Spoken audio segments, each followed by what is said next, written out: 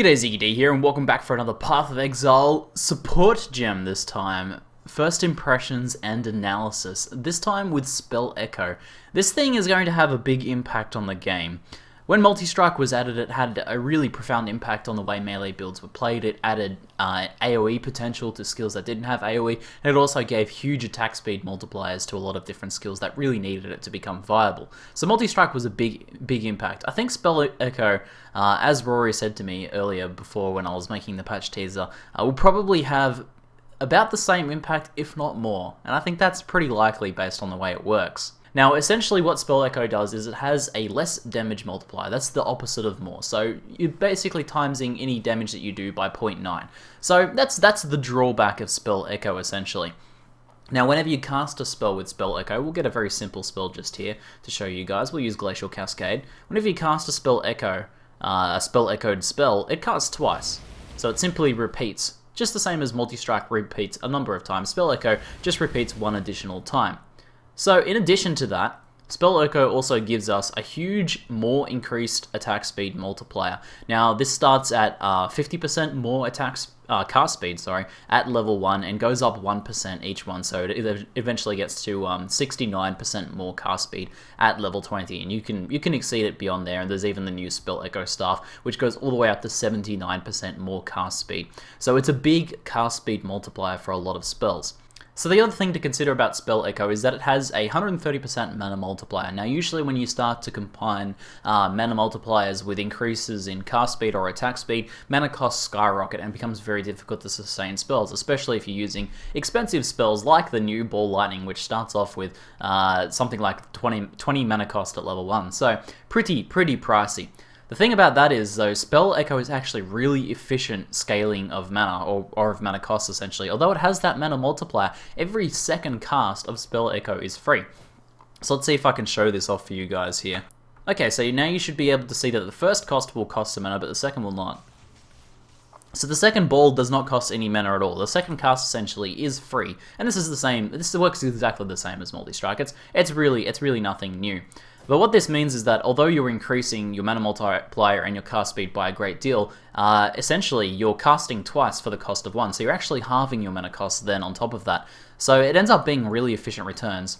Now, for all of these reasons, I think Spell Echo is going to be a straight replacer for faster casting on many different spells. And that is probably going to be a lot of the spells that currently use faster casting. I wouldn't say Detonate Dead, but let's say these ones here. We've got things like Glacial Cascade, Flame Surge, Arc, Stormcall. Stormcall's really good. You can see Stormcall repeating, getting down 2 stacks if I put the Spell Echo in there.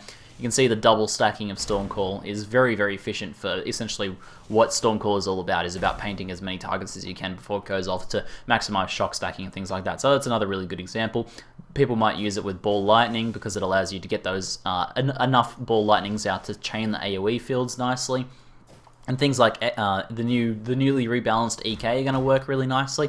All of these things are going to get really efficient in terms of their mana costs and really efficient gains in cast speed with Echo, essentially. And these all work pretty much as you would expect. I kind of want to show as many different spells and how they work with Echo here. Pretty much all of these ones work as expected. Frostwall I haven't actually tested, but it's kind of pointless, so I wouldn't suggest using Frostwall. I put that in the wrong category out there.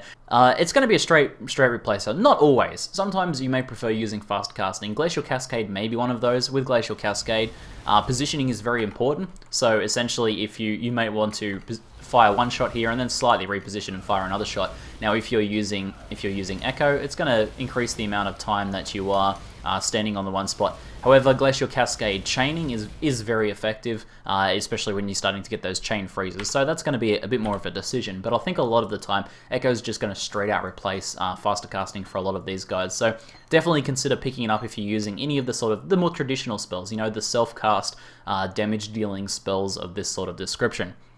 Now, there's a few other things here that Echo is going to be fantastic with. I think Summon Skeletons is a pretty nice one. Usually, you'll summon your skeleton, and then you'll try and get a few. Oh, this is Raging Spirits. Let's get Summon Skeletons first.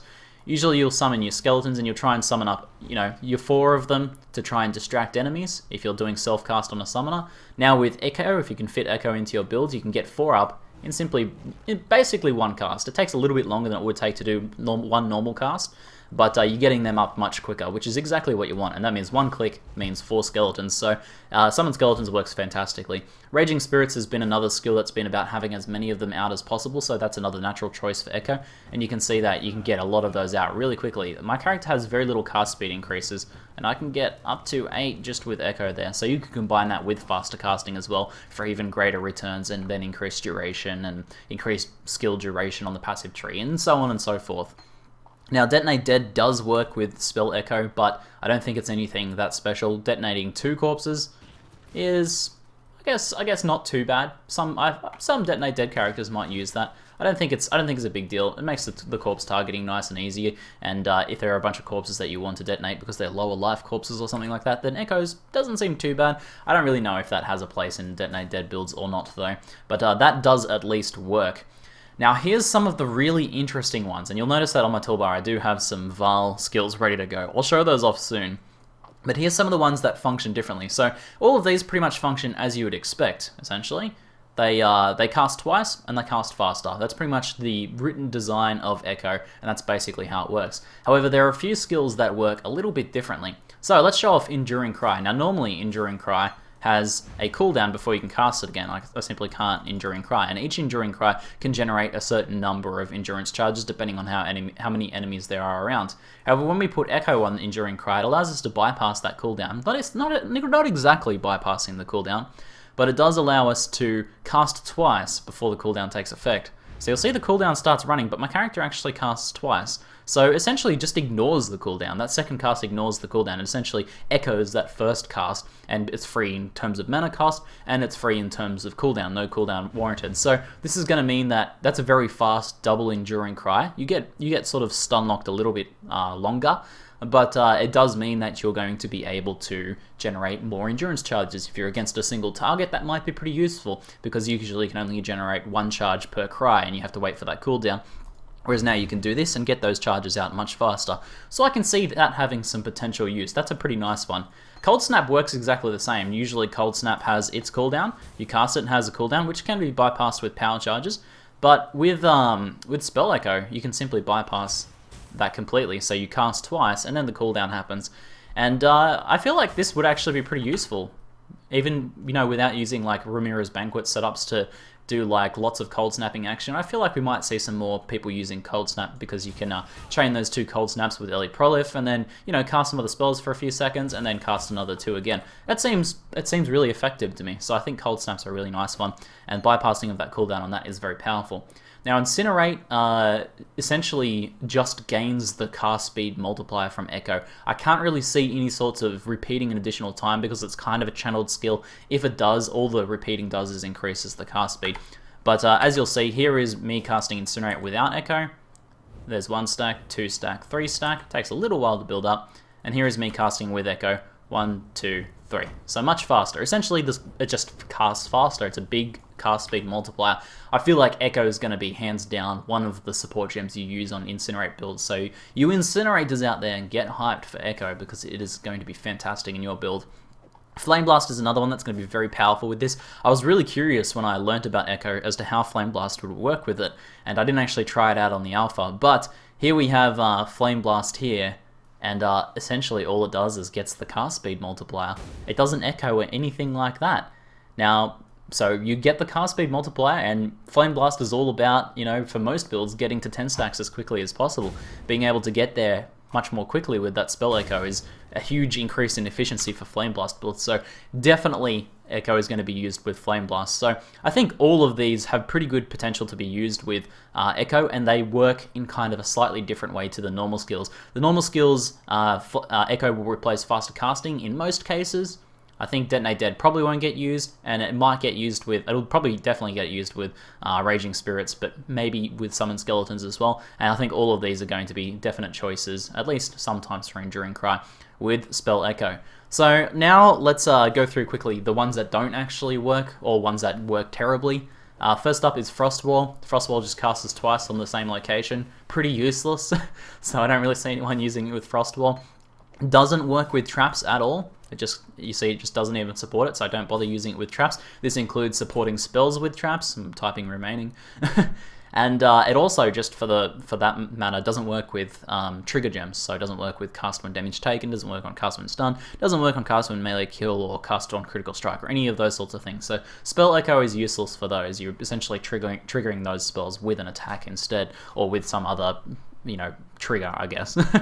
Now, it doesn't work with any sorts of totems either, including spell totems. Enduring Cry does not, the Enduring Totem, Decoy Totem even, does not cast twice, nor does a spell totem link to a spell cast twice as well. So no use for spell totems. When ZiggyD said they were designing this, or when they were bringing it into the game, they said this was intended to buff self-cast builds, and that's exactly what it is. It only works with self-cast spells. Oh wait, one more thing, Discharge. And a few people have asked me about Discharge, and since we have things like it bypassing the cooldown of Cold Snap, can you discharge twice with this? Let's find out. I have my power siphon here. I'm going to have to go kill a skeleton, but I'll be able to show this for you guys. And spoilers, you're going to be maybe a little bit disappointed. So let me kill one of these guys here and get a power charge. Now, theoretically, I should discharge twice. You'll see my character will attempt to cast twice. He'll simply raise his fist in the air, but the discharge only actually goes off once. So I can kill this skeleton just here, and one discharge for 2 cast attempts. So the only way you're going to be able to discharge twice with this is going to be the same way you would do it with fast casting or in any other normal situation where you have some sort of infinity discharger where you basically generate charges as you expend them and have infinite charges. So it's only going to work in those builds. It's not going to work in normal discharge builds to double the effectiveness of a discharge. So discharge is out. All of these skills are bust. Curses, it works with curses, but why the hell would you use it with a curse? Double cursing doesn't do anything and is absolutely useless, so don't use it with curses. And it doesn't work with lightning warp. That's a bit sad. I'm a bit sad it doesn't work with Lightning Warp, to be honest. Like, Multi-Strike works with Leap Slam. I was hoping it would work with Lightning Warp, but it simply doesn't support it or anything. You don't get the cast speed, you don't get the repeat or anything like that. So it doesn't work with any of those guys. And now, here's the moment you guys have been waiting for. Let's test some Vaal skills. Now, I've tested Vaal Flame Blast, and it's my favorite, but I haven't actually tested these other ones, so we'll give these a go. But it should give you an idea, at least, how the mechanics work. Now, here's the super interesting one. Let's try Vaal Flame Blast. It casts twice for 1 charge of the Vaal skill gem. How good is that? Now, the reason this happens is because Vaal Flame Blast is a single cast. Now, normal Flame Blast, has to charge up. It's a channeled spell, so you just get the cast speed multiplier. Now, you get the cast speed multiplier for this as well, but because it's only a single cast, your character only does 1 little cast, it actually casts twice. It has an opportunity to repeat, essentially, and the fact that it ignores the charge requirement for Vaal gems is fantastic. So getting out double Vaal Flame Blast, I cannot see a single reason why you would not use Echo with Vaal Flame Blast. It's fantastic. 2 auto-casting Flame Blasts. 2 max stacked auto-casting simultaneously Flame Blast. It's sick. I love that so much. I've been wanting to sort of show that off for a while now. Okay, now let's show off Ice Nova. I haven't tested this one before, but I assume it's going to cast twice for the 1 charge, so let's give it a go. Yeah, it casts twice, and you saw it chaining off the chest there. So I think that's going to be pretty effective. If everything doesn't die from the 1 Vaal Ice Nova, which is essentially a bit of a get wrecked button most cases, then it should work just there. Now, Vaal Righteous Fire, I think, is going to be 100% useless, because Vaal Righteous Fire takes you down to 1 HP, and unless you heal the exact moment that happens, or maybe if you're using Vaal Immortal Core or something like that, I haven't seen if that works, but Vaal Righteous Fire is going to cast twice, but only deal damage the first time around, I reckon.